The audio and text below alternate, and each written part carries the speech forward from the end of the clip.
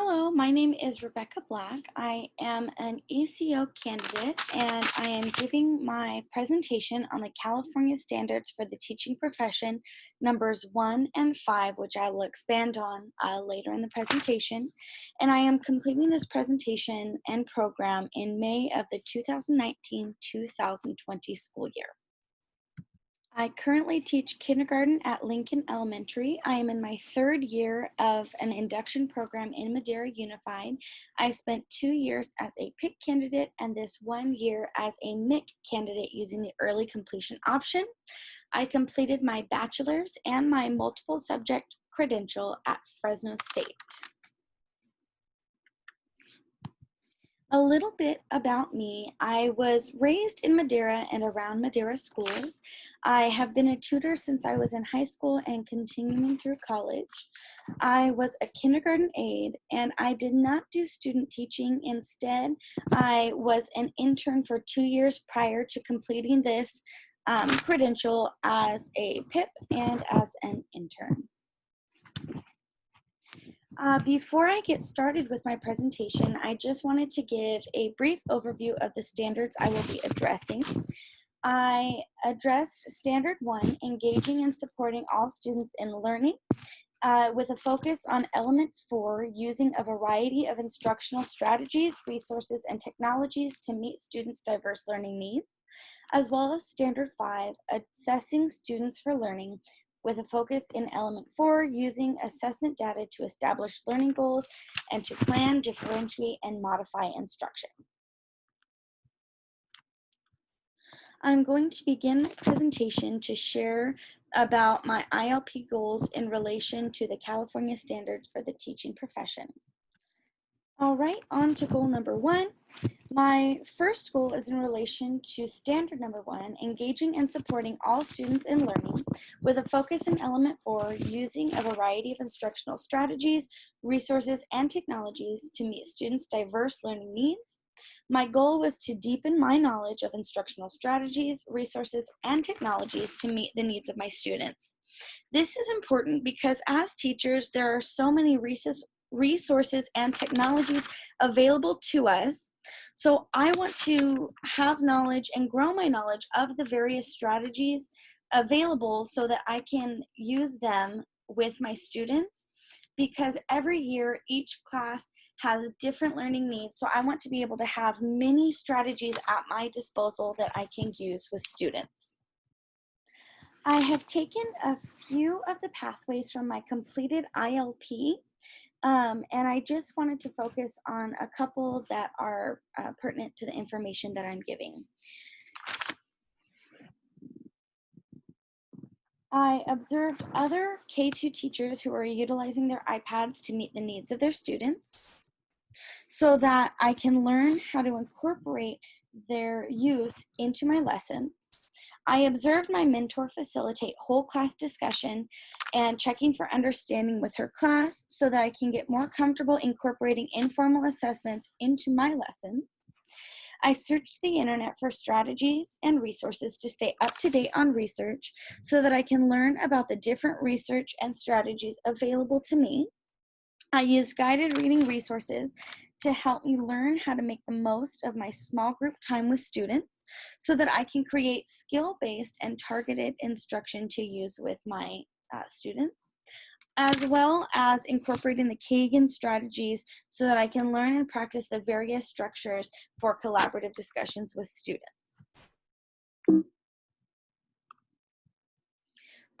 What I have learned about my teaching practice and the way that I have implemented these pathways is I began and I used the guided reading resources to create lesson plans that used various teaching strategies and activities. I implemented the Kagan structures in order to promote collaboration among students and promote critical thinking. I revised lesson plans that I had used previously to include more opportunities to check for understanding, informal assessments, and student input. And I familiarized myself with the iPads so that I could utilize and incorporate the technology in relation to our learning activities.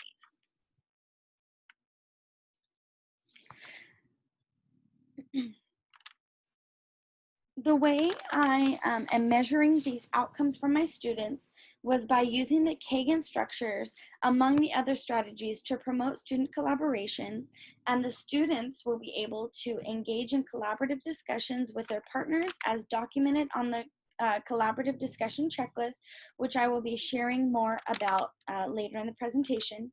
And that's a goal of 80% of the groups will be able to meet that set of criteria from the checklist, along with being able to answer the guiding questions 80% of the time when I'm called on. So the collaboration is going to lead to an increase in the answering of questions as well.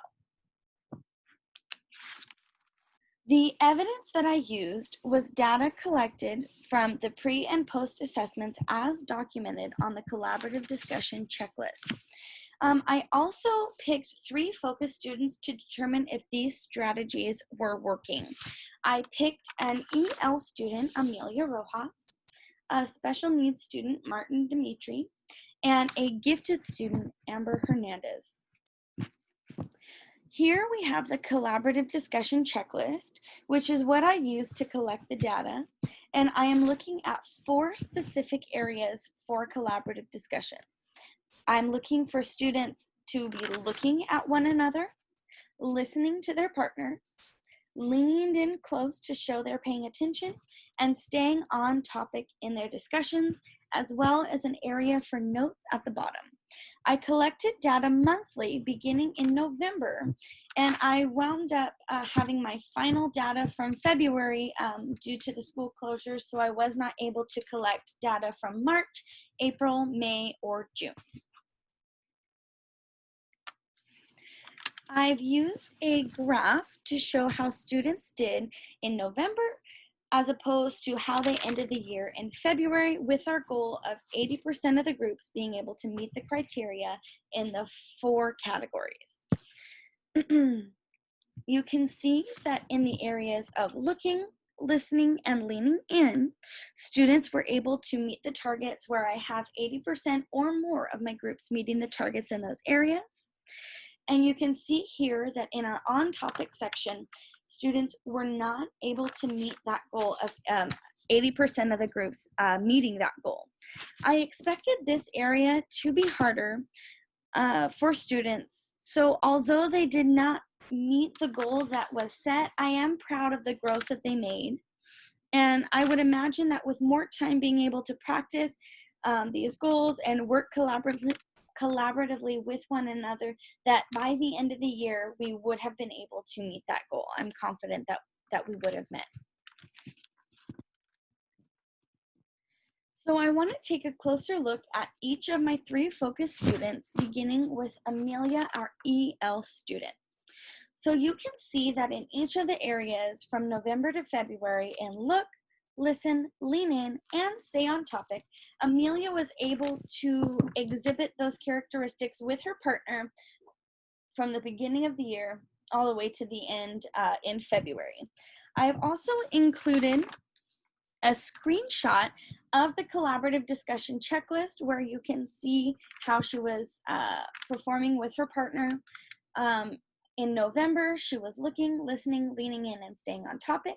She was following directions and taking turns with her partner, all the way to February, again showing the same, looking, listening, leaning in, and staying on topic, and she was on task.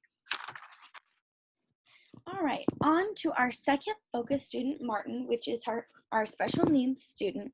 You can see that in November, Martin was not able to meet the criteria for this collaborative discussion checklist in look, listen, lean in, and stay on topic. If you look down at our snapshot from November, you can see in the notes that he was distracted and that he needed teacher assistance.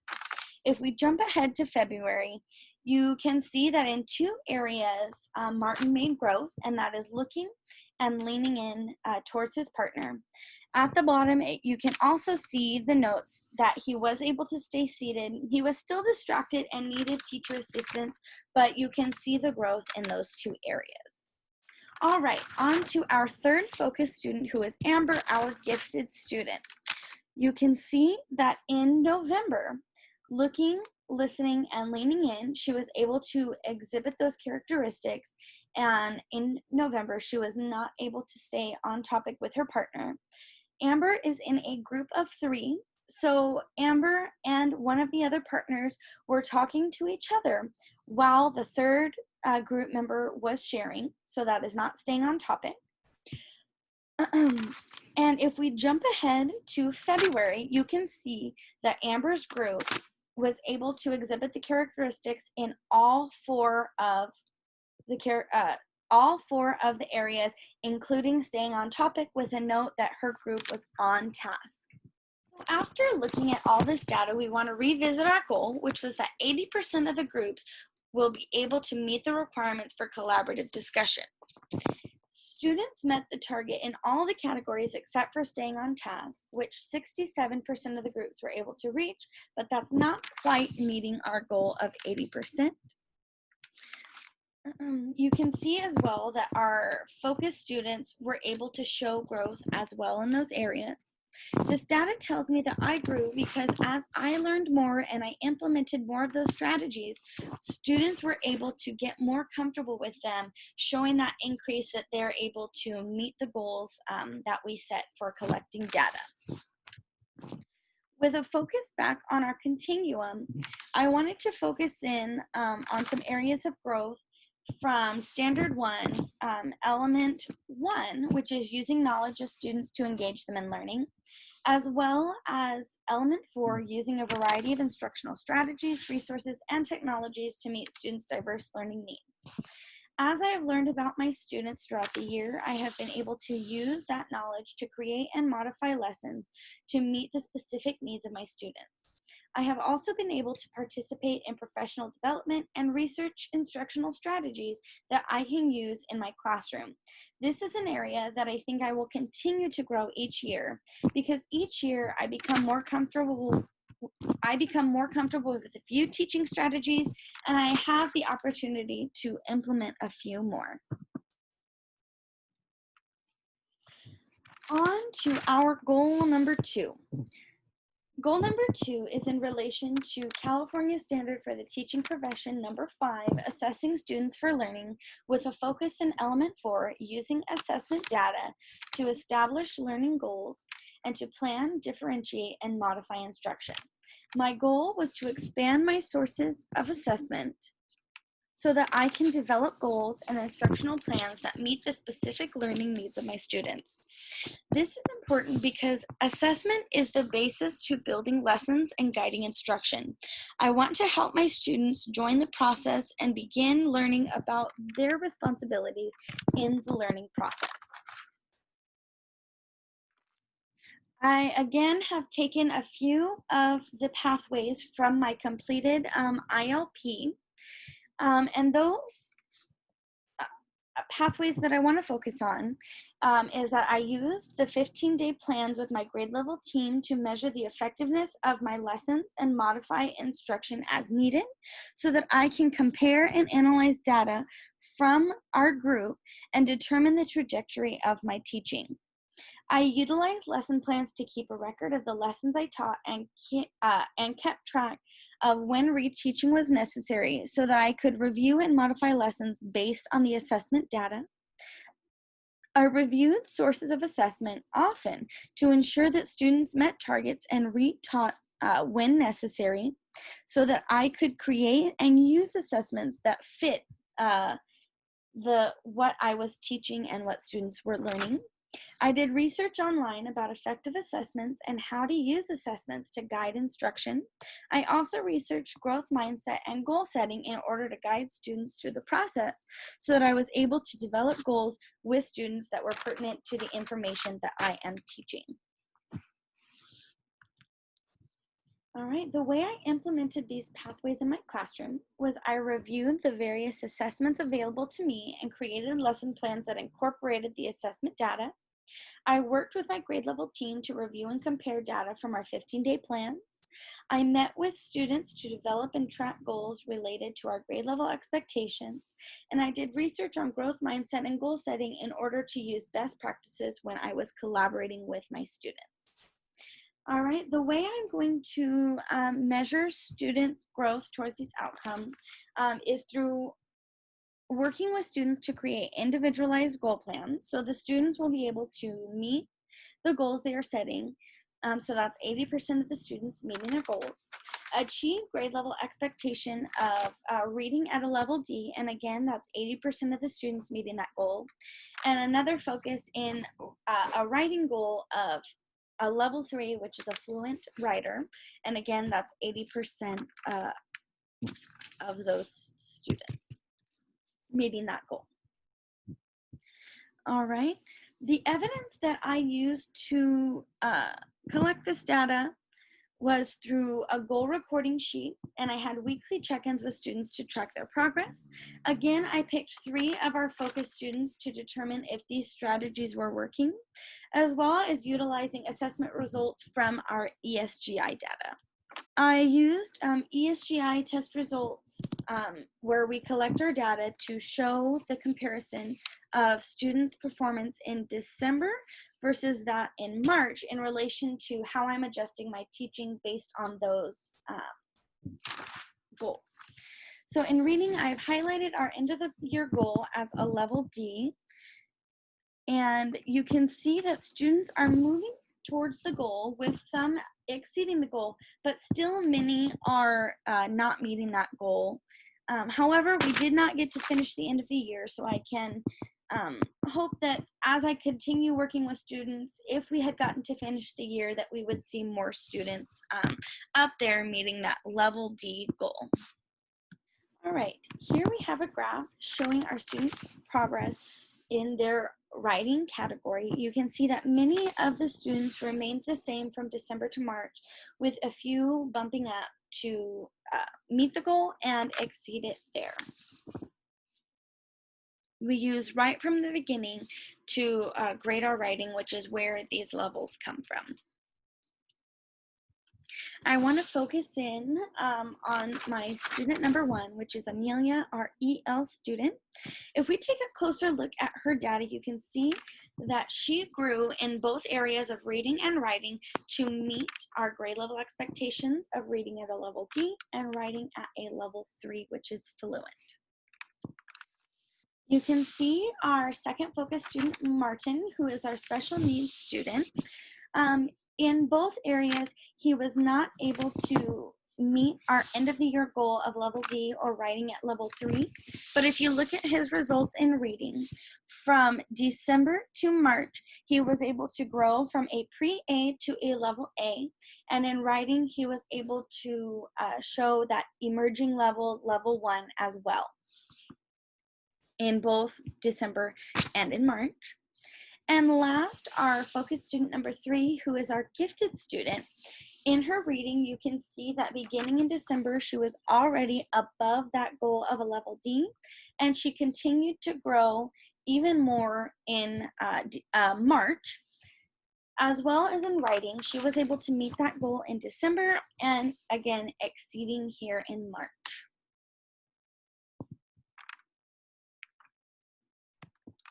All right, after reviewing our data, I want to go over our goal again, which was that 80% of the students will be able to meet their goals according to the grade level expectations set by the district. At the end of our data collection, in March, only 35% of the students met the learning targets in both reading and writing. However, you can see in terms of growth, 81% of the students were able to show growth from December to March. I attribute this discrepancy to not being able to finish out our school year. Although we were able to get through quite a bit of material this year, there was still a lot to be done and a lot of room for growth. The data that I collected from our focus students shows improvement and growth in both areas as well. This data tells me that my expanded sources of assessment were beginning to have an effect on student learning, but I don't think there was adequate time to see the full effects of those various assessments. Students in kindergarten make a lot of growth in the fourth quarter, so I'm sure that had we been in school, we would be able to continue to see the growth that they have already made and expand on that. In relation to the teaching continuum, I wanted to focus on my growth in Standard 5, in Element 2, collecting and analyzing assessment data from a variety of sources to inform instruction, as well as Element 5, involving the students in the self-assessment, goal setting, and monitoring progress. This year, I continue to grow my use of assessments to guide instruction. In addition to the assessments given by the district, I use 15-day plans with my team to check on student progress. I also incorporated informal assessments into my everyday lessons to collect data and plan instruction for my students. One of our site goals this year was to participate in goal setting with our students. I have done this in the past, but I was hesitant to give my young students total control. This year, I made a conscious effort to meet with students on a regular basis and rely on their input when developing those goals. I was impressed by how students took ownership of their goals, and although the data does not show that students met the grade level expectations, almost all of the students were able to show growth in reading and in writing, as opposed to December to March.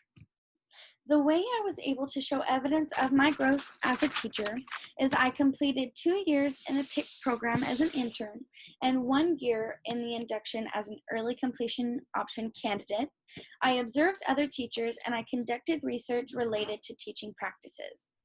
As I am completing my 3rd year of teaching, I have had extended time working with my mentor and learning from the other educators at my school. I have been fortunate to have a wonderful support system through this process, encouraging me at every step along the way. I know that I have grown because each year I add to my repertoire of teaching strategies and my ability to manage my classroom. I will continue to grow and learn in order to provide the best education I can for my students. As an early completion option candidate, I did not have California standards for the teaching profession that I addressed goals last year. So I do not have those goals from the previous year because I was in the PIC program at the time. However, I was working on some goals with my mentor. During my time in the PIC program, I was working with site administration to work on goals of improving my classroom management and increasing my knowledge of the subject matter so that I can maximize the learning opportunities for my students. After going over all the information from this presentation, I'm a better teacher now because in the fall, I realized that my students struggled with collaborative discussion, which for many of my students, my classroom is their first interaction in the school environment, and these are things that we need to work on. I knew then and was comfortable with only a few teaching and assessment strategies. And although I am still not an expert, I have grown my understanding of the different teaching and assessment strategies. And I know I have grown as a teacher because I'm able to incorporate collaborative discussions with students into my lessons and use regular assessment data to guide my instruction. My next step, starting with this summer, is I plan to read books and do research about reading instruction. The data collected from my second ILP goal about helping students meet goals revealed that my students did not meet the mark this year for various reasons, one of them being that we did not get to complete our school year. I plan to learn as much as I can this summer and begin planning lessons so that I can give my students the best start in reading instruction. Next year, I plan to finish my master's degree in reading. I began the process last October and will be finishing up in December. My time so far in the program has revealed that there is so much more for me to continue learning, and I am going to use my experiences to keep growing as a professional educator and expanding my knowledge, especially in that area of reading. Looking down the road in the future, 5 years from now, I plan to continue teaching kindergarten and giving students a solid foundation on which they can build the rest of their education. I will spend this time growing and building in my experiences, and I will be working towards moving into a position as a reading specialist one day where I can help give targeted reading instruction to students who need it and help teachers improve and build upon their reading instruction. I really hope that I can use my experiences and how how I have grown to turn that around to help students and fellow educators to increase and grow in their abilities as well. Thank you for watching.